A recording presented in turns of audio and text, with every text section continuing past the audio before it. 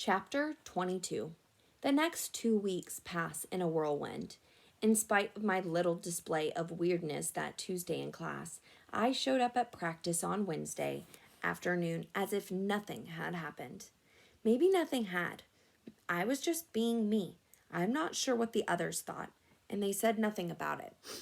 So, like all the other team members, alternates and regulars alike, I stayed every day after school to practice from 3:30 to almost 6 o'clock. I still couldn't get over the fact that I was a part of a team. Okay, truth. There was a team, and then there was me. And we were in the same room. But we weren't quite a team. They appreciated the fact that I usually got the answers right, but when Mr. Dimming gave us multiple choice questions to answer, I had to think for only a moment, and then I hit the correct answer on my machine. But lots of the preparation involved fast and furious back and forth discussions, and I had trouble adding anything to what was being said, most of the time. One of the longest one-syllable words in the English language is screeched, Connor announced one afternoon as he chopped on a raspberry Twizzler. That's a good word for melody, Claire said as she snatched his candy and took a bite. I couldn't respond, and nobody else bothered to. What do you call that dot that goes over the letter I? Elena asked the group. I knew the answer, but it took me too long to spell out the word. It's called a tittle, Amanda answered quickly, like the brain of a fifth grader. Oh, snap, said Rodney. I had planned to type snap when she said that too, but I was too slow. The group had already zoomed on to another question. Gee, they talk fast. Who was the first child born in the American colonies? Rose asked, reading from a huge stack of 3x5 cards on her hand. Virginia Dare, Elena answered. Okay, my turn. She flipped through to her own cards, color-coded. Who was the first Miss America? That's dumb, Connor said. They're not going to ask that stupid girl stuff like that. You don't know the answer? Claire asked him. Of course I know, Connor replied with a snort. Margaret Gorman in 1921. She was 16 and probably looked better than you. He and Rodney were the only ones to laugh. Rodney jumped in then. I've got a nasty question. What is pediculus? Without missing a beat, Rose answered. It's when you've got a scalp full of head lice. Ew! Do you know that from personal experience? Of course not. I was just looking for a hard word, Rodney told her. He and Connor didn't laugh that time. You want a hard word? I've got one, Amanda told the group.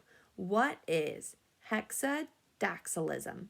That seemed to stump all of them for a minute, so I had time to type on the number 6, followed by the word fingers, and then I pushed play so that they could hear my answer.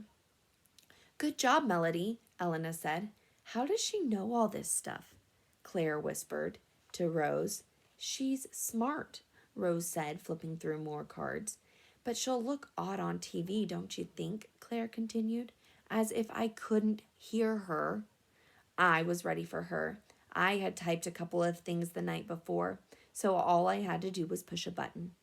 TV makes lots of people look funny, I had the machine say. Maybe even you, Claire. Ooh, look who's got snaps now, Connor hooted. Good one, Melody. If I could have danced, I would have. But as quickly as that moment happened, it disappeared. The team zipped on at rocket-paced speed, feeding off one another's knowledge and skill. At the rate they were going, there was no way I could jump in quick enough. I listened, however, and remembered it all.